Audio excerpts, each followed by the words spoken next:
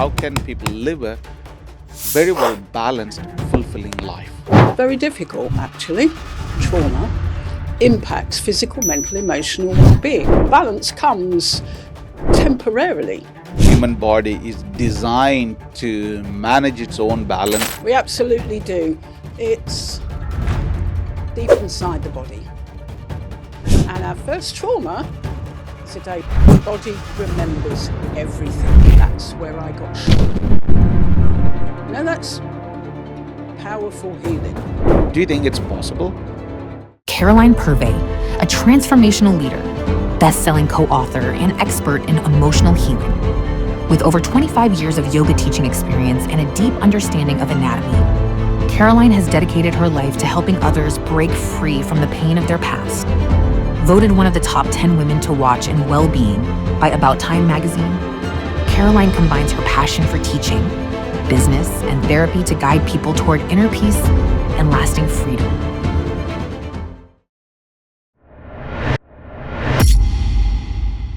Thank you for joining me on this podcast. My name is Xavier. I'm the host of Keep It Moving podcast. I'm also a qualified chartered physiotherapist, more than 2.5 decades.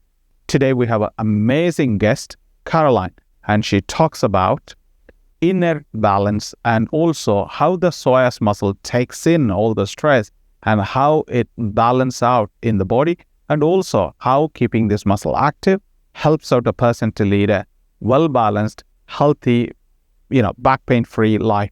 So let's dive deep into it. Caroline, thank you for joining on another episode where we are talking about the stress in children, which are started the minute they are all born. Probably we all have it. And as a parent, what do I do to get them out of the stress so that they can achieve their full potential in their life? So please share me your thoughts on the current problem the young generation going through. Well, I'm glad you've asked that question, because living in the world we live in today, this is a huge problem. We already know that schools are finding themselves as mental health therapists, but yet they're not trained, that's not their job. Because so many children post-COVID, and for good reason, are suffering anxiety, depression, self-harming, they're bullying, also, and threatening to take their own lives. These young children are the generation of the future. They're the leaders of the future. Absolutely. And the nature of the work that I've been doing for 13 years, and I've worked with children, 4 years old upwards, and they heal very quickly. If children are taught in school as a matter of course, then the impact of that for the future is going to be phenomenal. Because already young people are in queues that might last 6 weeks, 6 months to get some counselling. And because we know that talking doesn't get it out of the body, then what is that going to do? The therapists, I did a survey some while ago, and it would take the average young person, and heaven knows how many thousands of therapists, to get through all the children that need support.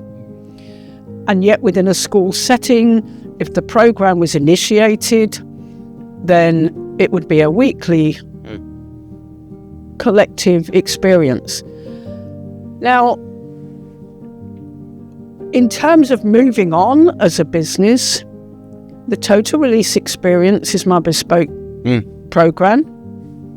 But together with Daniel, my son, we've set up Release, Recover, Discover, a community interest company, but also we have an international alliance with Malawi. Yeah, because back in 2018, I went on a challenge expedition to Malawi, very last minute. But my intention, because it's a very poor country, was to go out there and some way or another introduce my program. Well, that's exactly what I did. My first interested party came from a group we were talking in about social work and how they manage all that in Malawi, and a young police officer stepped up And he is still teaching that program out there. Wow. To young boys. I spoke to the leader of a children's centre that we visited, and I said, this is what I do. He said, this sounds like it could be very beneficial for us. Because when you're in Africa, in the poor countries, there's a lot of abuse. That's true. Poverty. Poor living conditions. All sorts of atrocities that go on for the young people. I said to the leader, we've got 40 minutes, pull together some adults. We went into a small room and I led them through a short practice. And they were laying on the floor and I got some wonderful photos, smiling. They started to get something very quickly. And so I had 9 people from that day. I trained them, in the best way we could, but it's very different in Africa when you're in a poor country to how people need the education. Yes. Here. And to this day, they still do it. There's 19 of them teaching in different villages. They've reached out to over 4,000 children. How come it's so easy in Africa, where they have the biggest trauma, and yet in the UK, we're running scared? But my simple question is, as a society or a nation, do we acknowledge the stress that children might go through, i.e., could be a peer pressure, could be, stress from poor parenting, not having anything to eat in the morning before going to school? Do we acknowledge it, or we are just, pushing it under the carpet? I'd say going under the carpet, because we don't understand the human body. There's this concept with children, isn't there, that, you'll get over it. They won't remember that. They're better now, you give them a bag of sweets. Oh my God, I've heard it many times. Yep. And how does a dad teach their child resilience? Particularly with the boys. Oh, man up, my boy, it didn't hurt. Right? Pick yourself up. What do we do to a child when we're telling them you don't cry, you don't express your feelings, right? You're a tough one. Build resilience. That is not resilience. I know that, because what we're doing is we're suppressing. Now that suppression, that everybody does, push it in the bucket, leads to suffering, leads to sickness, it leads to self-harming. Wow. It leads to suicide, right? We suppress. Is it good to let out our emotion as a child, or is it advisable where we enhance or enable children to express their own feelings, either in a safer environment, i.e. in school or at home? Yes, in an ideal world, but it's more than that.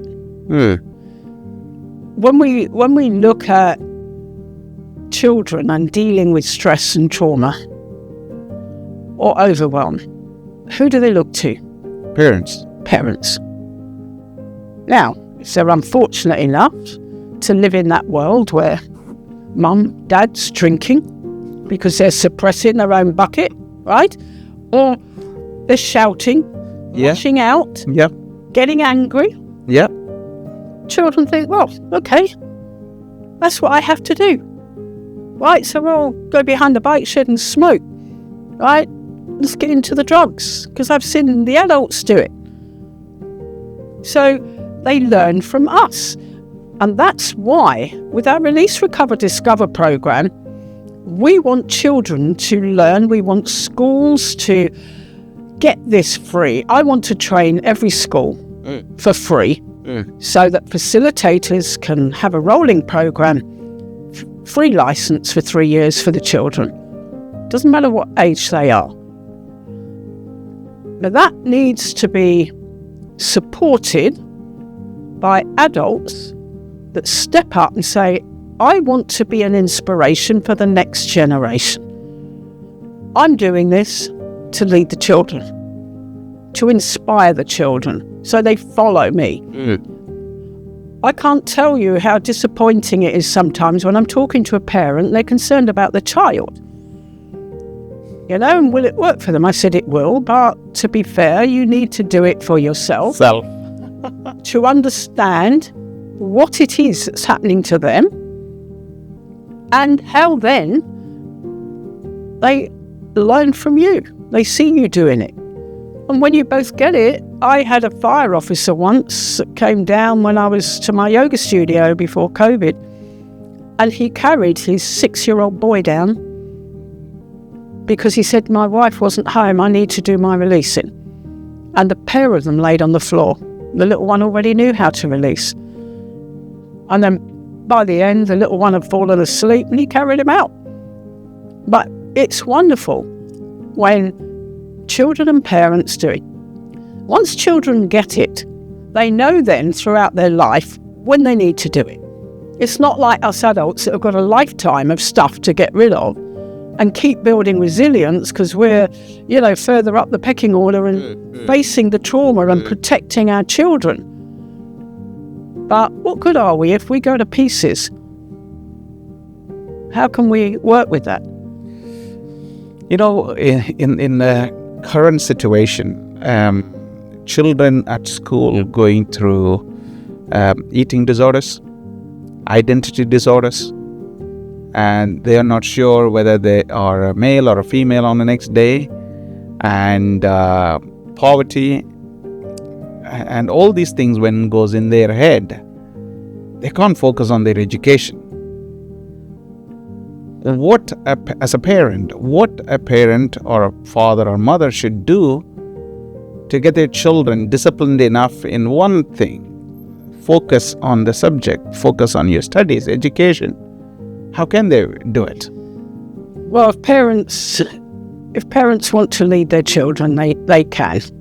Because those parents they've learned the program, they get it, they're talking to their children. We can start by talking to children about reframing stress. We're always going to have stress. We don't know what's around the corner. For children, their nanny or their granddad dies, or they get caught up in a car accident, or somebody's having a go at mum and dad and they have to witness all that. Might be mum and dad having a go at each other, shouting, arguing, all of that. We lose sight as parents of how that impacts children, and they store it all. So we can start to reframe stress and talk to them. We're all stress buckets. I've created a lovely pack of cards, 31 wellbeing cards, I saw. Illustrated buckets, colouring sheets that go with it, that become activity sheets in a classroom, or that parents, there's so many homeschooled children. How do we really know the impact of what homeschooling is doing to their social engagement with other children, for one thing? And so when they start to understand it and then they're ready, simple children's program we've created that's free for the parents. We don't want money from parents for children.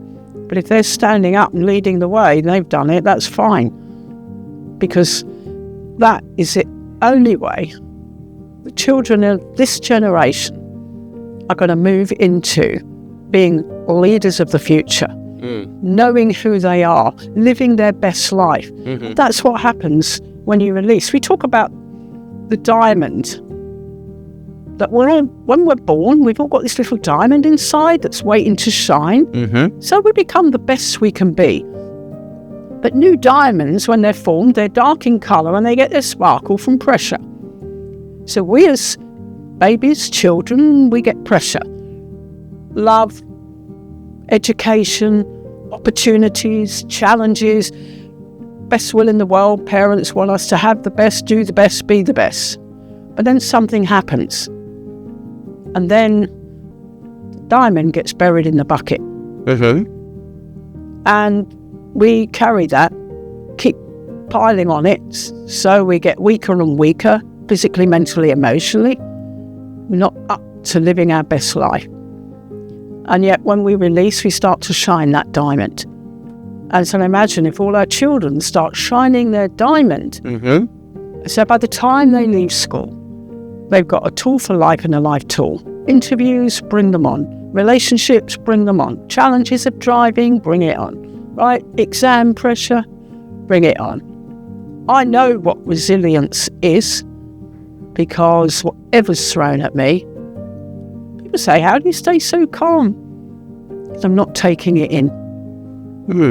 And that's what I want for the children.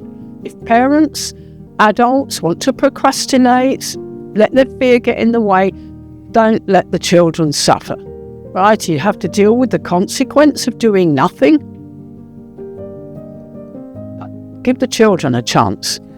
Caroline, as a father, how do I know what's going on around my children is suppressing their emotional feelings, or that they are bringing or building resilience in them? How do I find out? Well, if you just accept that your child has gone through different situations, some of them you won't know about. What goes on in the playground at school, Yes. right? Somebody's had a go at them, they're not going to tell you, because children don't. Yeah, they think it's And as a result, when their buckets fill, exactly as you've said, it is the self-harming. It is the attempts to take their own life. It is the withdrawal socially, the going quiet inwardly. That means we are suppressing we are not picking it up. The quiet ones are the ones to look out for. All right, okay. But then equally, the loud ones, the mouthy ones, the bullies, this is their override button. Yes. You know, they're not born bad. Nobody's born bad. It's what happens in life, isn't it? Yes. And the suppression starts at an early age. The ideology is we don't wait until we see symptoms in our child. We educate them. This is how we deal with stress. Right? Have fun with the bucket love cards. What are we going to do today to give ourselves a feel-good factor? Oh, look, we've pulled nature. Let's go for a nice walk. Let's look at the flowers and the butterflies and the wonders of growth. I often use nature as an analogy to get into the root. Great. You ever been in the garden and you're weeding, you think, oh God, these weeds are back again. Right? Unless we get right down and pull the root out of the offending weeds, That's true. back they come. Exactly the same in our body. Right? The old symptoms of, the headaches, I can't sleep, the back pain, oh, my neck, shoulders, constant. It's because we need to get the root. We don't get to the root. Whereas if children's roots are not fertilised to keep growing, it doesn't matter what age they start, they have fun doing it. Yes. Right? And if they are traumatised children, they will try anything. I've worked with them. They will try anything. When a young lad of a father in London, the mother had died, he was left with the two boys. The 12-year-old was highly traumatised. He was bedwetting. He didn't want to go in the shower. He didn't want to go to school. Well, within 4 weeks, all that had stopped. He's back at school. So, as a parent, don't wait for something to happen. No, because you understand that whatever they're going through, it doesn't matter if somebody's shouted at them, that will resonate. Or sit in the bucket, might not be much. The next time they might be out on the street and see a couple arguing, shouting, fighting, a road accident. We don't know what our children are going to see. Yes. And although we might soothe them, comfort them, they're holding it in their bucket and they need to release that. Good. So the bucket theory applies to children, adults, parents, and everyone. Yeah. And we all hold it in. And, your experience in Malawi, you said it's a very successful program. You ran it there, and you said they are leading the way in understanding the stress our children go through. How can we implement that success in England for our own children? Well, very simply, through the adults that lead the way. Okay. It's an opportunity for business leaders to work with their organisations so that they then can work with their children, for adults to stand up within organisations to say, we want to inspire the young generation, so we're going to do it. And then the school get the training, they get the licence. Expecting your child to do something when you don't know what it is. And I mean, it's a small example, but I remember years ago when my mum was not in a good way, and I took her to an acupuncturist. Now, I had never experienced acupuncture, but I had to check myself in to do it, because I thought, how can I expect my mum to do something? I don't know what it feels like. Honestly, when we release it, it's the easiest thing in the world. It's our body. Yes. We live in it. And that's what we teach our children. We live in this. You know, if your house is all cluttered or your loft is full of rubbish, what do? Clear the clutter. And how good does that feel? But what about the clutter in here? We never pay attention to it, do we? We don't. Why do we book our cars in to get a service, right? Get somebody under the bonnet and sorting all the bit and keeping it all in good order. Why? Because we don't want it to break down. In the middle of the road. What do? We wait till our body breaks down. And children are breaking down. That's true. How long have they got to wait before somebody says, hang on a minute, we need to listen to this. We need to find out more about this. My passion is not about my business. My passion is about giving people a chance, giving people a choice. Because anyone listening to this, or the former episode, now they've got a choice. That's true. And if they don't take the choice, then to hell with the consequence. Now, I've got a client who does the process. The next thing I hear, her partner has died, and he died of alcohol poisoning. He had trauma. And I said, God, did you not tell him about the process? Till I was blue in the face. So he died as a consequence of not making a choice to turn the ship around. Right? It's a lifeboat. And if we don't get in the lifeboat or swim to the shore, we're stuck on the sinking ship. The sinking ship. You know, as a parent, and every parent wants the best for their children.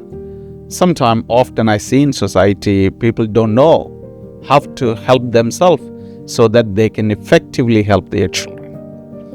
Give me some tips as a parent, people who are listening to it while they're running or jogging, or in the gym, what they should do now, which will reflect on their parenting style, that will benefit their children. Reflect on one's own behaviour. Because, stress and trauma impacts everybody differently. But sit and reflect. Sit and close your eyes. Connect with your breath. Breath is life. No breath, no life. That's part of the yoga. Yeah. And I know as a yoga teacher, when you learn to control, work your breath, lengthen it, it's always work in progress. Right? You slow it down. We only get so many breaths in a lifetime. Why waste them with panic breath? Slow it down. So always take a deep breath before you say anything. And particularly before you say anything to your child. Because it's very quick to snap, to jump. And we live in a culture of blame. Oh, it's everybody else's fault. It's your fault that happened. It's their fault we couldn't have this or do that. But we don't look to ourselves. And we all have a choice. We are all in control of our own life. And we all have a choice when there's any decision to be made. Because if we don't, somebody else is our puppet master. Yes. Pulling our strings. Yes. Right, I was listening on the radio, coming to you, and there was talk about controlling people and how social workers are not trained to recognise abuse in adults. Wow. And so what's happening, that abuse is suppressed, nobody's listening, nobody's recognising. But if that abused person, and that can be an abused child, knew how to release, thank goodness, because we were taught it at school, I've got something that's making me stronger and I can stand up to this. And that's powerful, and that's what we need. So looking at your own behaviour. Reflecting on our own behaviours. Taking a deep breath before acting. Yes. Give a pause. Looking at our own behaviour, it's not just whether we get angry or snappy. It might be that we are drinking. We're drinking in front of the children. Like that we are encouraging the wrong diet by eating all the wrong foods and giving the children what we deem to be treats. And yet the treats are the things that everybody's complaining about, that's putting on the weight. Sugar. Giving the dentist plenty of work to do, but try and find a dentist. So then what? The teeth rot and nobody's got any teeth. Is that what our future generation's going to look like? It's a scary thought. So there's a lot to think as a parent. Every action counts, and you need to think, take a breath and reflect on what we are doing, so that we don't come out in a wrong way to the children, and we don't do stupid things in front of the children. All those things, even though my understanding is, even though many adults know all these things, are we not disciplined enough to be a good parents? Why are we not doing it correctly? Otherwise, we won't have loads of children in care, lots of societal problems. Look, we have to break the chains, because if you look at the behaviour of a child, then you realise it's come from the parents. And the parents' behaviour comes from their parents' behaviour. And so it goes from one generation to the next. This is how it's always been done in our family.